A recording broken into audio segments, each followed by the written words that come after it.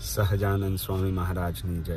વચનામૃત number 195, Gadhada મધ્ય પ્રકરણનું 62મું 62nd વચનામૃત. આ વચનામૃત મને એટલું ગમ્યું. આમાં એટલી સરસ ચોખ્ખી ઘરના વચનામૃત જેવી વાત છે.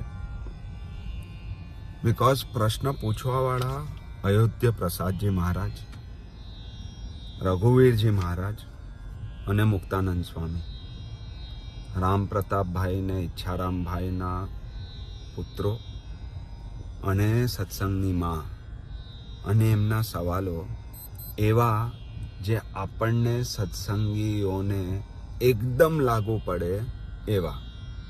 પ્રથમ અયોધ્ય પ્રસાદજી મહારાજે પ્રશ્ન પૂછ્યો, જે આ સંસારને વિશે એવો પુરુષ હોય જે આઠે પહોર તો સંસારની વિટમણામાં રહ્યો હોય ને ગમે એવું યોગ્ય અયોગ્ય કર્મ પણ થઈ જતું હોય, અને તે એક ઘડી કે બે ઘડી ભગવાનનું ભજન કરતો હોય, ત્યારે તે ભજને કરીને તેણે દિવસ બધામાં પાપ કર્યું, તે બળે કે ન બળે? હવે આ સવાલ પૂછવાવાળા અયોધ્ય પ્રસાદજી મહારાજ, એમને કયું સંસાર ને કઈ સંસારની વિટમણાઓ, આખો દિવસ ખાલી ભગવાનના સત્સંગનો કારોબાર, સત્સંગની પ્રવૃત્તિઓ, એ જ કારોબાર છે એમનું. પ્રવૃત્તિઓમાં થઈ જતી આઠે પહોર, 8 પહોર એટલે 1.5 કલાકનું 1 પહોર ને 8 પહોર એટલે 12 કલાકમાં થઈ જતી એ વિટમણાઓમાં યોગ્ય અયોગ્ય કર્મ પણ થઈ જાય. આવી એમની સ્થિતિ કે એ એવું પૂછે બી છે કે ભાઈ, હું આવું સારું સત્કર્મનું કામ કરું છું, એમાં પણ તો યોગ્ય ને અયોગ્ય કર્મ થઈ જાય. અને આપણે તો સંસારમાં સાચે વીંટાયેલા છીએ, પણ એટલી જાગૃતતા નથી કે આપણને લાગે કે આપણા બી તો કર્મો અયોગ્ય હોય. આવું ચિંતન, આવું પ્રતિક્રમણ, ઇન્ટ્રોસ્પેક્શન આપણું બી તો હોવું જોઈએ. તો આવા ઉચ્ચ કોટીના સવાલ પણ પૂછી શકશું. તો યોગ્ય અયોગ્ય કર્મ આપણાથી બી થતા હોય, એમનાથી થતા હોય તો આપણાથી તો થતા જ હોય. અને એમ પૂછે છે કે એ જે થઈ જતું હોય, અને આ આટલી પ્રવૃત્તિઓમાં ભજન કેટલું થાય છે? 1 ઘડી કે 2 ઘડી? 1 ઘડી એટલે 24 મિનિટ, 2 ઘડી એટલે 48 મિનિટ. 12 કલાક પ્રવૃત્તિઓ ચાલે છે અને 24 મિનિટ ને 48 મિનિટનું ભજન થઈ રહ્યું છે, તો એમાં આ બધા પાપ બળે કે ન બળે? પછી શ્રીજી મહારાજ બોલ્યા, સારો દિવસ પ્રવૃત્તિ માર્ગમાં રહીને ગમે તેવી ક્રિયા કરી હોય ને ભગવાનનું ભજન કરવા બેસે, તે સમયે એ ભજનના કરનારાના ઇન્દ્રિયો, અંતઃકરણને જીવ એ સર્વે જ એકાગ્ર થઈને જો ભજનમાં જોડાય, તે એવી રીતે 1 ઘડી કે અર્ધ ઘડી પણ જો ભગવાનના ભજનમાં જોડાય તો સમગ્ર પાપ બળીને ભસ્મ થઈ જાય છે. આ થાય, બળીને ભસ્મ થાય, પણ શરત શું છે? ઇન્દ્રિયો, 10 ઇન્દ્રિયો, અંતઃકરણ, મન, બુદ્ધિ, ચિત્ત, અહંકાર, આ બધા જ અને જીવ જો જોડાઈને એકાગ્ર થઈને ભજનમાં બેસે, તો એ કે છે 24 મિનિટ કે 48 મિનિટની ક્યાં વાત કરો છો? 12 મિનિટ બી જો બેસી શક્યા તો 12 કલાકમાં થતા પુણ્ય કે પાપ કે કર્મ, યોગ્ય કે અયોગ્ય, એ બધા બળીને ભસ્મ થઈ જશે. ખાતરી આપે છે. કોણ આપે છે? દુનિયા બનાવવા વાળો આપે છે. ભાઈ, મારી દુનિયા છે, હું કહું છું બળીને ભસ્મ થઈ જશે. હવે આ અયોગ્ય કર્મ એવા નહીં જે શિક્ષાપત્રીની બહાર હોય, પણ એવા હોય જે સત્સંગીને યોગ્ય ન હોય. સો આપણે એવા જેવા તેવા સંસારના પાપ ગણી લઈએ કે ભસ્મ થઈ જશે, તો એ છટકબારી માટે આમ નથી કહેવાયું.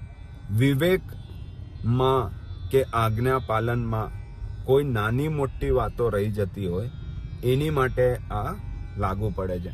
નહીં તો આપણે આને કાંદા લસણ ખાઈ લીધા એમાં વાપરી લઈએ કે ભગવાનની શિક્ષાપત્રીની આજ્ઞાઓ લોપવામાં રાખી દઈએ, તો આપણે એને છટકબારી કરી કહેવાશે એવું મને લાગે છે.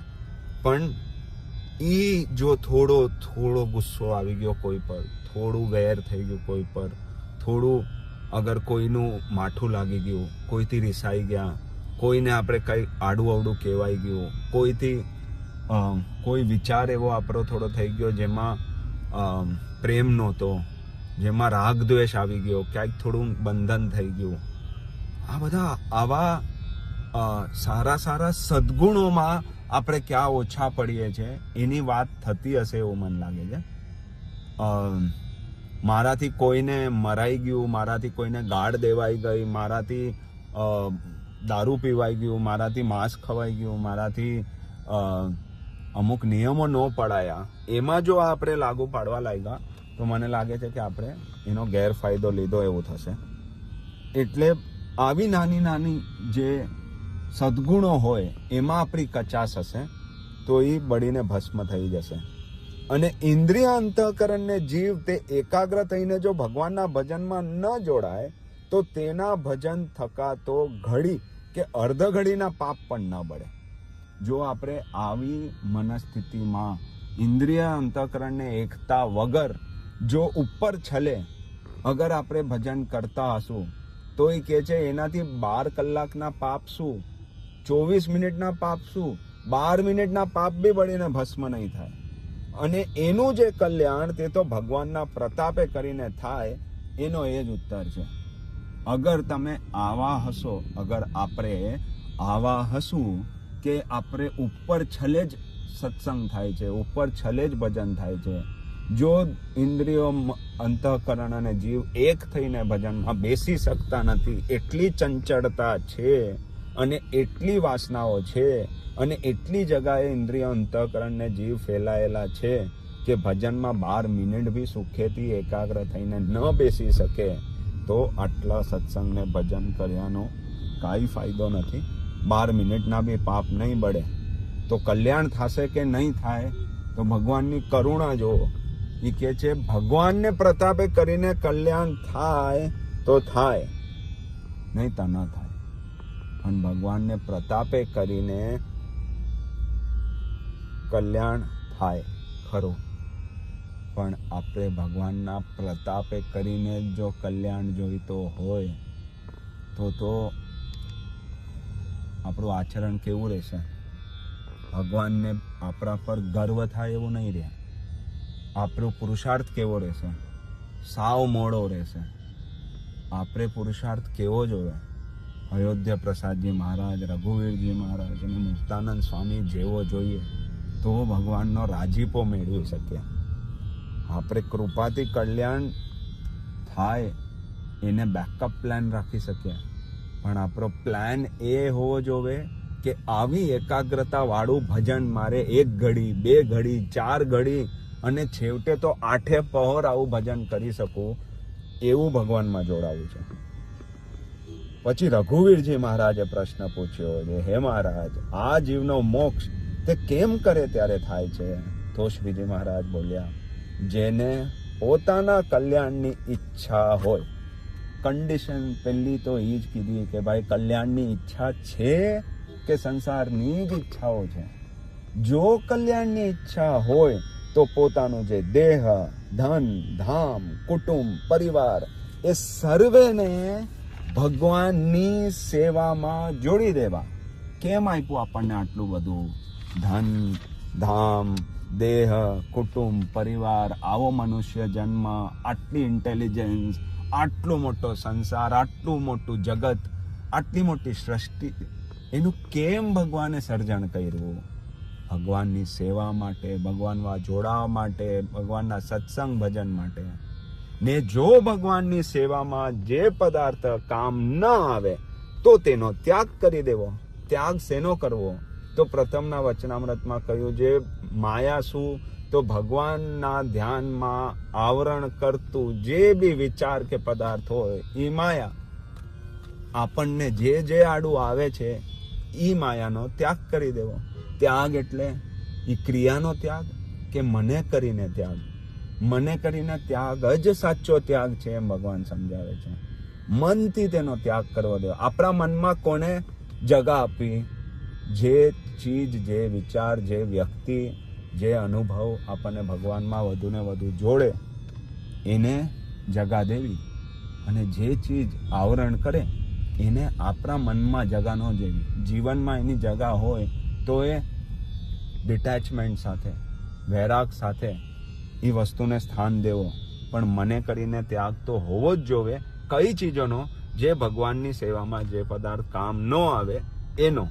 એવી રીતે જે ભગવાન પરાયણ વર્તે તે ગ્રહસ્થાશ્રમી હોય તો પણ મરે ત્યારે ભગવાનના ધામમાં નારદ સંકાદિકની પંક્તિમાં ભળે છે અને પરમ મોક્ષને પામે છે. એનો એ જ ઉત્તર છે.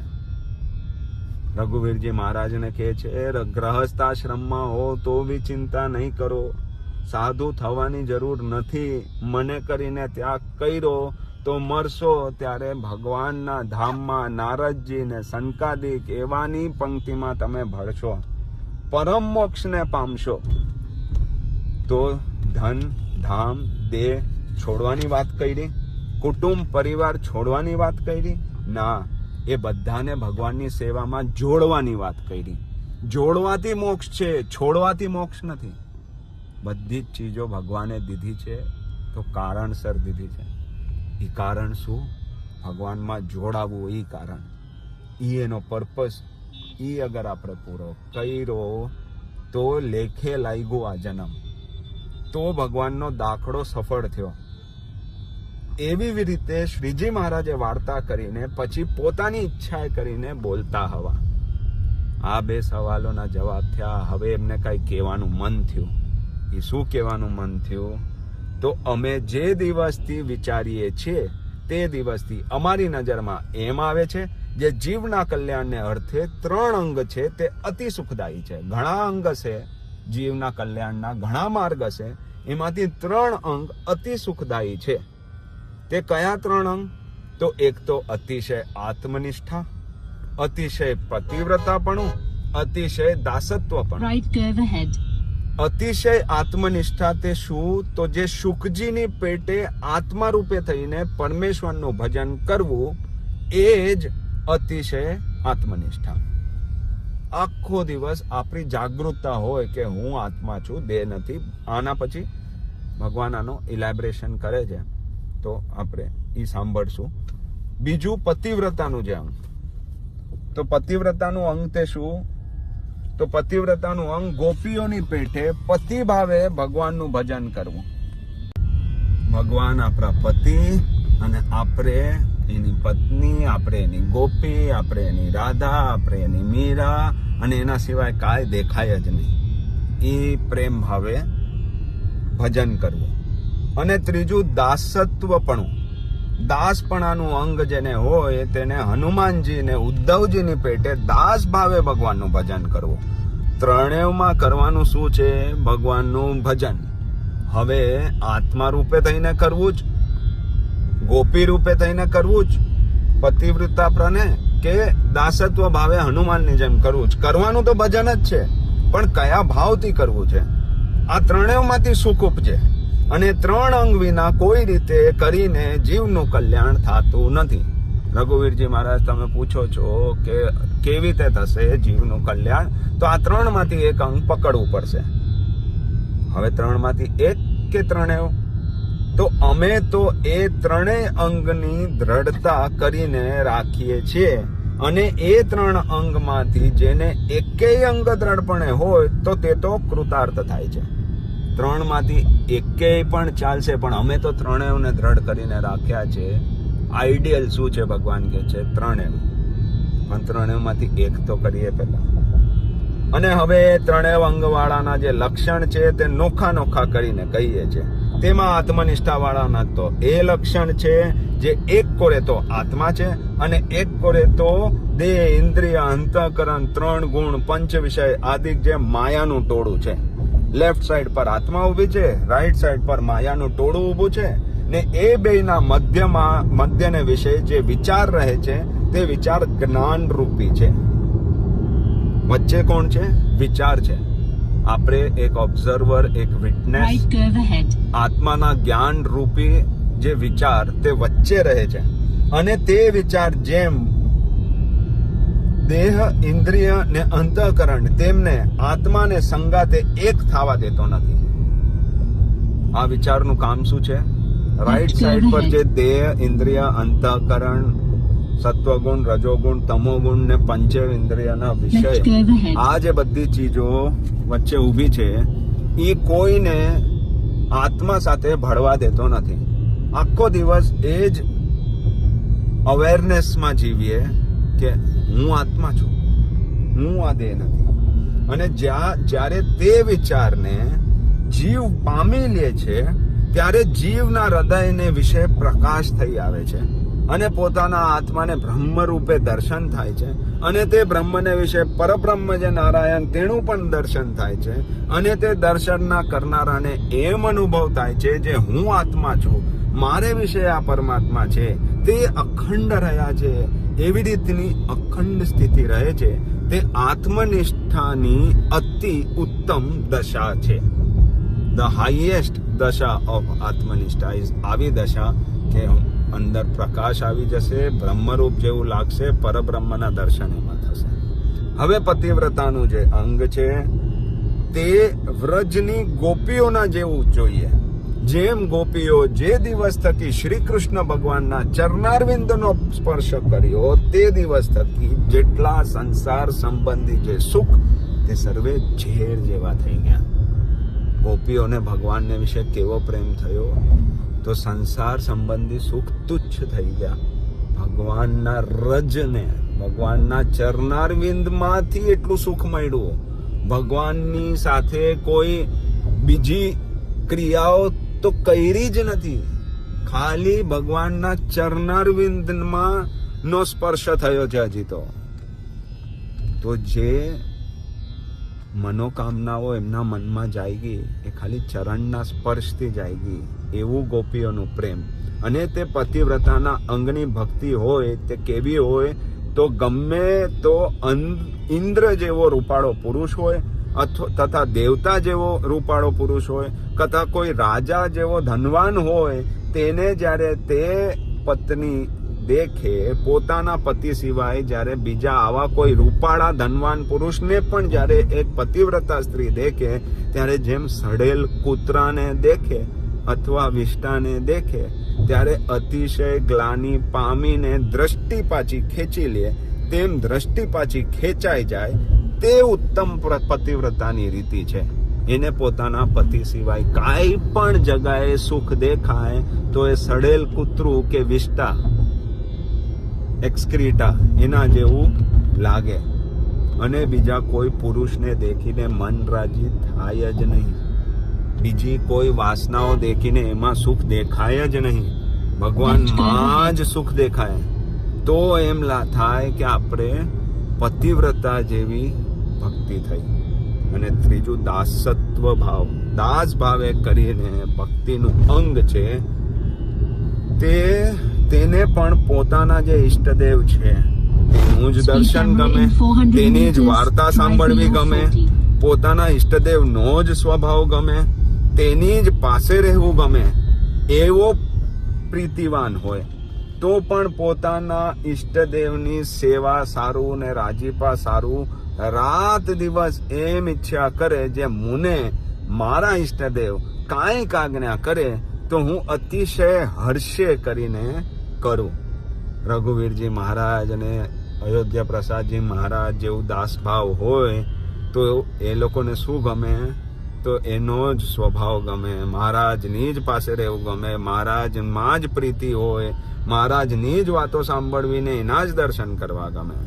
પણ જો ભગવાન મને ક્યારેક કોઈ આજ્ઞા કરે ને હું ભગવાનની હર્ષે કરીને સેવા કરી શકું, એમની આજ્ઞા પાડી શકું, કાંઈક તો આજ્ઞા આપો મહારાજ, એવી જ તીવ્રતા જાગી રહે. પછી પોતાના ઈષ્ટદેવ છે તે આજ્ઞા કરે તો છેટે જઈને રહે તો પણ રાજી થકો જ રહે. એ કે હવે તમે અહીંયા જાઓ ને સત્સંગ કરાવો, ત્યાં જાઓ ને સત્સંગ કરાવો, હવે વર્ષ સુધી મારું દર્શન નહીં થાય, હવે હું કહું ત્યારે જ દર્શન થશે, પણ હવે તો સત્સંગને તમારી જરૂર છે ને સેવામાં નીકળી પડો. તો એમ એ રાજી કરીને થાય.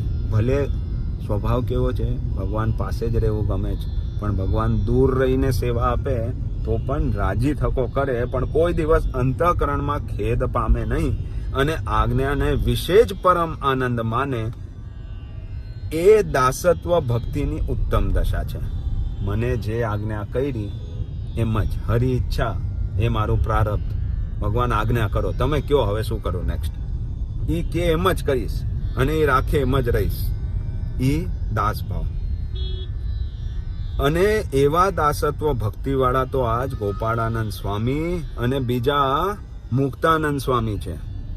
તો મુક્તાનંદ સ્વામીને દાસત્વ ભાવની ભક્તિ વાળા કીધા, અને એ 3 અંગ વાળા જે ભગવાનના ભક્ત, તેમાં ઉત્તમ, મધ્ય ને કનિષ્ઠ પક્ષ છે. અને એથી જે બહાર છે, આ તો 3 ઉત્તમ દશાઓ કીધી, પણ એમાં મધ્યમ ને કનિષ્ઠ બી છે. અને એથી જે બહાર છે તે તો કેવળ પામર કહેવાય, એ તો એકદમ ઓર્ડિનરી ભક્ત કહેવાય. એ 3 માંથી એક અંગ પરિપૂર્ણ થાય તે કેળે દેહ મૂકે તે ઠીક છે. 3 માંથી એકેય અંગ જેને પરિપક્વ ન થયું હોય તેને જે મરવું તે ઠીક નથી. ને તે તો 5 દહાડા વધુ જીવે ને પોતાની અણસમજણને ટાળીને એ 3 અંગમાંથી કોઈક અંગ દ્રઢ કરીને મરે એ જ ઠીક છે. મરવા પહેલા આ 3 માંથી એક અંગને પાક્કું કરવું બહુ જરૂરી છે. થોડું વધારે જીવીએ પણ પાક્કું કરીને મરીએ એ આપણી માટે સારું છે. કાચું પાક્કું રાખીને મરી જશું અને ભગવાનના ધામમાં જશું, એની કોઈ મજા નથી. આપણે આ પાક્કું કરીને કરશું, એ મહારાજની કરીને મરશું એવી મહારાજની ઈચ્છા છે પોતાના બાળક માટે. અને વળી આ જીવનો તો કેવો સ્વભાવ છે, જ્યારે ગ્રહસ્થ આશ્રમમાં હોય ત્યારે સંસારનો ત્યાગ કરવો ગમે, અને જ્યારે ત્યાગ કરે ત્યારે પાછા સંસાર સંબંધી સુખના ઘાટ તૈયાર કરે. એવી રીતે જીવનો તો અવળો સ્વભાવ છે. ગ્રહસ્થ આશ્રમી હોય ત્યારે એમ લાગે કાશ સાધુ હોત. સાધુ હોય તો એમ થાય કે આટલો સંઘર્ષ કરીએ, જેના કરતા સુખેથી થોડા 2 પૈસા આપ્યા હોત, સંસારમાં સારી ઝૂંપડી આપી હોત, એ ઘર પરિવાર સંસાર હોત ને એની સાથે ભગવાનનું ભજન કરત તો કદાચ વધારે થઈ જાત. આટલું બધું કરીએ છીએ, એમાં અમારું ભજન રહી જાય છે. 2 બાજુ પર એમ લાગે કે આ હોત તો સારું ને આ હોત તો સારું. જીવનો તો એવો અવળો સ્વભાવ જણાય છે. માટે જે ભગવાનનો દ્રઢ આશ્રિત હોય તેને તો અવળો સ્વભાવનો ત્યાગ કરીને પોતાના મનનું ગમતું સર્વે મૂકીને, આપણા મનને ગમતું નહીં કરવાનું, ભગવાનના મનનું ગમતું કરવાનું, ભગવાનને ભજવા ને ભગવાન વિના બીજા સર્વે વાસનાને ટાળીને મરવું. મને બીજી કઈ વાસના બાકી રહી ગઈ છે એ તપાસતા રહેવું, એ ચકાસણી કરવી. કઈ ચીજમાં મારું મન હજી દુઃખી થાય છે, કઈ ચીજમાં હજી મારું મન પીડાય છે, કઈ ચીજની મનને હજી વાસના છે, એ બધું ટાળીને મરવું તે જ ઠીક છે. અને જેને ભગવાનમાં અતિશય પ્રીતિ ન હોય તેને તો આત્મનિષ્ઠાનો વિચાર કરીને દ્રઢ કરવી. અને કેમ જે ભગવાનના ભક્ત હોય તેને કાં તો આત્મનિષ્ઠા દ્રઢ જોઈએ અને કાં તો ભગવાનને વિશે અતિશય પ્રીતિ દ્રઢ જોઈએ.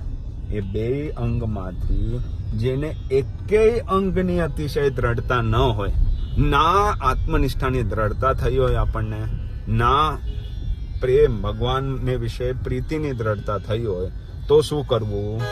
તો અતિશય દ્રઢતા ન હોય તો જે આ સત્સંગમાં નિયમ કહ્યા છે તેમાં દ્રઢપણે કરીને રહેવું. ભગવાને જે નિયમ બાંધ્યા છે, શિક્ષાપત્રીમાં જે કહ્યું છે, વચનામૃતમાં જે કહ્યું છે, એ બધી જ ચીજોના નિયમને પૂરી રીતે પાળવા, સંપૂર્ણપણે. એમાં પછી 19-20 નહીં, એમાં પછી કચાશ ન ચાલે, તો જ સત્સંગી કહેવાય. જો નિયમ પણ ન પાડે, આત્મનિષ્ઠાની પણ દ્રઢતા ન હોય, અને જો ભગવાનને વિશે પ્રેમની પણ દ્રઢતા ન હોય, તો એ સત્સંગ થકી બહાર પડી જવાય. આ ધ્યાન રાખવું. હવે ભગવાનનો જે ભક્ત હોય તેને તો જે પ્રકારના દુઃખ આવે છે, અગર આ બધી જ ચીજો ઉપરની આપણે ફૂલફિલ કરી તો પણ આપણા જીવનમાં દુઃખ આવે. એનું શું કારણ છે? તો જે પ્રકારના દુઃખ આવે તે દુઃખનો દેનારો કાળ, કર્મ ને માયા, એમાંથી કોઈ નથી. મારો ખરાબ ટાઈમ ચાલી રહ્યો છે, આ સત્સંગીના મોઢે શોભે જ નહીં. મારા કર્મોની નિર્જરા છે, મારા કર્મ ખપે છે, મારે કર્મને લીધે મારે જીવનમાં આ પીડા કે દુઃખ આવે છે, એવું સત્સંગીના મોઢેથી નીકળવું જ ન જોવે. આ માયા છે તો માયા છે તો આમાં સુખ દુઃખ આવે જ, એ પણ સત્સંગીને લાગુ પડતું નથી. એ તો પંડે ભગવાન જ પોતાના ભક્તની ધીરજ જોવાને અર્થે દુઃખને પ્રેરે છે. દુઃખને કોણ પ્રેરે? ભગવાન. શું કામ પ્રેરે છે? ભગવાન ભક્તની ધીરજને ની ચકાસણી કરે છે, અને ચકાસણી કરીને પોતે સૂઈ જાય છે ના, પછી જેમ કોઈ પુરુષ પડદામાં રહીને જુએ તેમ ભક્તની ધીરજને ભગવાન ભક્તના હૃદયમાં રહીને જોયા કરે છે. ક્યાં રહીને જોવે છે? ભગવાનના ભક્તના હૃદયમાં રહીને જોયા કરે છે. ભાગી ન જતા, આપણા હૃદયમાં રહે છે. કોઈને કોઈ આપણી આજુબાજુ આપણું ધ્યાન રાખવા માટે મોકલે છે, આપણી કાળજી કરે છે, પણ આપણી ધીરજની ચકાસણી કરે છે. જેમ કોઈ પ્રિન્સિપલ, કોઈ માસ્ટર, કોઈ ગુરુ પોતાના શિષ્યને આગળ વધારવા માટે કઠણમાં કઠણ શિક્ષણ આપે, કઠણમાં કઠણ પરીક્ષાઓ આપે. પહેલા સ્ટાન્ડર્ડની એક્ઝામ કરતાં પાંચવાની ડિફિકલ્ટ, પાંચવા કરતાં આઠવાની, આઠવા કરતાં એસએસસી, એસએસસી કરતાં એચએસસી, એચએસસી કરતાં એન્જિનિયરિંગ, એન્જિનિયરિંગ ડોક્ટર, લોયર, જે ડિગ્રી કરી એના પછી માસ્ટર્સ, એના પછી પીએચડી. જેટલી વધારે આપણી સ્થિતિ થતી જાય એટલી આપણી એક્ઝામ વધારે ને વધારે ડિફિકલ્ટ થતી જાય. શેની માટે? પણ આપણને દુઃખ દેવા સારું ના, એ દુઃખમાં પરમ સુખ છે. જેમ તેમાંથી ગ્રેજ્યુએશન મળે છે, આમાંથી લિબરેશન મળે છે, પણ આપણી લાઈફમાં એક્ઝામ્સ ડિફિકલ્ટ થતી જશે. એ આપણા સારા માટે છે. ભગવાન આપણી ધીરજની ચકાસણી કરશે. સાધારણ સ્પોર્ટ્સમેન હોય એની ટ્રેનિંગ અલગ હોય, ઇન્ટરમીડિયેટ લેવલનો, એક્સપર્ટ લેવલનો, વર્લ્ડ ક્લાસ સ્પોર્ટ્સમેન હોય એની ટ્રેનિંગ અલગ હોય, વર્લ્ડ બેસ્ટ રનર હોય એની પ્રેક્ટિસ અલગ હોય, અને સ્કૂલમાં આપણે ખાલી કોઈ રિલેમાં ભાગતા હોય એની પ્રેક્ટિસ અલગ હોય. સચિન તેંડુલકરની પ્રેક્ટિસ અલગ હોય. નરેન્દ્ર મોદીએ જે પોતાનું સાચવવું પડે આખા દિવસની પરિક્રમા, એ અલગ હોય. જેટલી વધારે સ્થિતિ, જેટલી વધારે પ્રાપ્તિ, જેટલી વધારે જવાબદારી, એટલું વધારે એની ટ્રેનિંગ. તો ભગવાન આપણી ધીરજ વધારવા માટે આપણને ઇન્ટેન્સ ડિફિકલ્ટ ટ્રેનિંગ, દુઃખની પ્રેરણા દેશે, પણ આપણા હૃદયમાં રહીને જોયા કરશે. પણ કાળ કર્મને માયાનો શો ભાર છે જે ભગવાનના ભક્તને પીડી શકે? કાળ કર્મને માયાની શું ઓકાત કે ભગવાનના ભક્તને પીડી શકે? એ તો ભગવાનની જ ઈચ્છા છે. એમ જાણીને ભગવાનના ભક્ત હોય તેને મગ્ન રહેવું. એ વાર્તા સાંભળીને મુક્તાનંદ સ્વામીએ પૂછ્યું છે, હે મહારાજ, એ ત્રણ જે અંગ છે તેમાં કયા જે વાત છે તે અતિ ઝીણી છે, કઠણ છે, કોઈક ના સમજ્યામાં આવે, કોઈક ના જ વર્ત્યામાં આવે, સર્વેને ન આવે. આ સત્સંગમાં તો લક્ષાવધિ મનુષ્યો છે, મુમુક્ષુ જીવો છે, તે સર્વેને તો આ વાર્તા સમજવી કઠણ છે. માટે તે કેમ કરે ત્યારે તેનું રૂડું થશે. ભાઈ, તમે આટલું બધું બોલ્યા, આ બધા સત્સંગીઓથી આટલી પીએચડીની સ્થિતિ કેવી રીતે થશે? કદાચ ગ્રેજ્યુએશન બી નહીં થાય, કદાચ એચએસસી બી પાસ નહીં થાય, કદાચ એસએસસી બી નહીં થાય, તો શું થશે ભાઈ બધાનું? સત્સંગની માં બોલે છે, પૂછે છે, શું થશે આ બધાનું? શ્રીજી મહારાજ બોલ્યા, એ ત્રણ અંગ વાળા માહિલો જે હરિભક્ત હોય તેના દાસાનું દાસ થઈને તેની આજ્ઞામાં રહે, તો તે કાંઈ ન સમજતો હોય તો પણ છતે દેહ ભગવાનનો પાર્ષદ થઈ રહ્યો છે અને કૃતાર્થ થઈ રહ્યો છે. શું કરવું પડશે? આમાંથી કાંઈ ન થઈ શકે તો આ ત્રણ અંગવાળા પ્રેમ ભક્તિ, દાસ ભક્તિ, આત્મવિચાર, એવા ત્રણમાંથી એકેય ભક્તને ઓળખતા હો જે એવી સ્થિતિમાં રહીને ભજન કરતો હોય. કોને ઓળખતા હો? સંતને નહીં, સત્પુરુષને નહીં. એવા કોઈ ભક્તને ઓળખો છો તો એના દાસ થઈને નહીં રહેજો, એના દાસના પણ દાસ થઈને રહેજો. અને દાસના દાસ થઈ જવાનું ડેફિનેશન શું? તો એની આજ્ઞામાં રહે. ઈ જેમ કે એમ કરો. ઈ જે કે એમ બી નથી કરવું ને પોતાના જ મનનું કરવું છે. ઈ જે કે એમાં બી ડિબેટ, ડિસ્કશન, આર્ગ્યુમેન્ટ એ જ કરવી હોય તો દાસાનું દાસ થઈને રહેશું તો એ નહીં પામીએ. આ કોણ કે જ ભગવાન? એમાંથી અંગવાળામાંથી એકને પકડો, એક ભક્તને પકડો, એના દાસને પકડો, એના દાસને પકડો, એની બી આજ્ઞા મનાઈ જશે ને તો છત્ય દેહે આને આ દેહે છેલ્લો જન્મ કેવો થશે તો સાધુ જેવામાં અમે તમને ગણશું. અને આ સંસારને વિશે ભગવાનને ભગવાનના ભક્તનો તો મહિમા અતિશય મોટો છે. તે ગમે તેવો પામરને પતિત જીવ હોય, મહિમા મહાત્મ્ય કોણું મોટું છે? ભગવાનનો તો છે, એના ભક્તનો પણ છે. ગમે તેવો પામરને પતિત જીવ હોઈએ આપણે, પણ ભગવાનને ભગવાનના ભક્તને આશ્રિત થાય તો તે જીવ કૃતાર્થ થઈ જાય છે. કોઈ બી એક ભક્તને પકડી લઈએ અને એની આજ્ઞામાં રહીએ તો એ જીવ કૃતાર્થ થઈ જશે. એવો તો ભગવાનનો ને ભગવાનના ભક્તનો મહિમા છે. માટે જેને ભગવાનના ભક્તની સેવા પ્રાપ્ત થઈને, ભગવાનની સેવા નહીં, સંતની સેવા નહીં, સત્પુરુષની સેવા નહીં, ભગવાનના ભક્તની સેવા પ્રાપ્ત થઈ, તેને તો નિધડક રહેવું, તો બેફિકર રહેવું.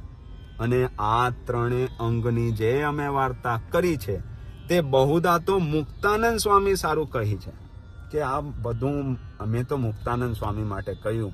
કેમ કીધું? એને અને મુક્તાનંદ સ્વામી ઉપર અમને ઘણું એ જ છે, એમના પર બહુ પ્રેમ છે એટલે કીધું.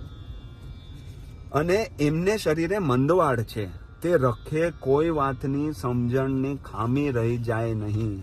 એમને હમણાં મંદવાડ છે, દેહ રે કે નો રે ખબર નથી. કદાચ મુક્તાનંદ સ્વામીને એમ થાય કે હવે દેહ મૂકું ને ભગવાનના ધામમાં જાઉં, તો હું મુક્તાનંદ સ્વામીને કહું છું કે એ દાસત્વ ભક્તિ વાળા તો આજ ગોપાળાનંદ સ્વામી ને બીજા મુક્તાનંદ સ્વામી છે, પણ એ ત્રણ અંગમાંથી એક અંગ પરિપૂર્ણ થાય તે કેળે દેહ મૂકે તો ઠીક છે. એક અંગ જેને પરિપક્વ ન કર્યું તેને તો મરવું તે ઠીક નથી. 5 દાડા વધુ જીવે ને પોતાની અણસમજણને ટાળે અને 3 અંગમાંથી એક અંગ અતિ દ્રઢ કરીને મરે એ જ ઠીક છે. આ અમે એમને કહીએ જ, મંદવાડમાં કહીએ જ. કેમ કહીએ જ? બહુ હેત છે એટલે કહીએ જ. સમજણમાં ખામી રહી જાય નહીં એમ ચેતવીએ જ, એમ જાણીને આ વાર્તા કરી છે. આજે વાત કરી એ આ કરુણા ભાવ સાથે કરી. હવે આવા મુક્તાનંદ સ્વામીને આવી સભામાં જ્યારે આવો પ્રશ્ન પૂછાય તો મુક્તાનંદ સ્વામીનું રિએક્શન, મુક્તાનંદ સ્વામીએ કહ્યું છે, હે મહારાજ, મેં પણ જાણ્યું જે હું સારું જ આ વાર્તા કરી છે. મને બી સમજાયું કે આ બધું મારી માટે જ તમે વાત કરી છે. આ એમની મોડેસ્ટી, આ એમની સ્થિતિ, આ ભરી સભામાં વાતો, આ ઘર જેવી મુક્તાનંદ સ્વામી, અયોધ્યા પ્રસાદજી મહારાજ અને રઘુવીરજી મહારાજ સાથેની વાતો આપણી માટે અતિ સુખદાયક છે. એવા કોઈ ભક્તને ગોતી લઈએ, એના દાસાનું દાસ થઈ જઈએ, એમની સેવાને કરી લઈએ, એમાં નિધડકપણું આવી જાય. આપણે એકાગ્ર ચિત્તે કરીને 12 મિનિટનું ભજન કરી લઈએ, 24 મિનિટનું કરીએ, 48 મિનિટનું કરીએ અને આખો દિવસ ભગવાનની પ્રવૃત્તિમાં જોડાઈએ અને ભગવાનમાં ન જોડાય એવી પ્રવૃત્તિનો મને કરીને ત્યાગ કરી લઈએ. આટલી બધી આજ્ઞાઓ, આટલી બધી જ્ઞાન, આટલી બધી કરુણા આ વચનામૃતમાં આપણા પર વરસાઈ છે. 100 વાર સાંભળશું તો એ સમજાશે, તો એ ઘણું છે. જેટલી વાર સાંભળશું એટલી વાર વધુ સમજાય એવું લાગે છે. સાંભળતા રહીએ, સમજતા રહીએ, આચરણમાં લઈ આવતા રહીએ અને ભગવાનના પ્રેમમાં પડતા રહીએ, જોડાતા રહીએ. અને આવા વચનામૃત આપણને સાંભળવા મળે છે, અતિશય કરુણા છે. આ વચનામૃત ક્યારે થયેલા, કોની સાથે વાતો થયેલી, આપણને સહેજે ઘરે બેઠા બેઠા સાંભળવા મળે છે. આ ભગવાનનો આપણા પર અતિશય પ્રેમ છે. એને લેખે લગાડીએ અને આ મનુષ્ય જન્મનો લાભ ઉપાડીએ. સહજાનંદ સ્વામી મહારાજની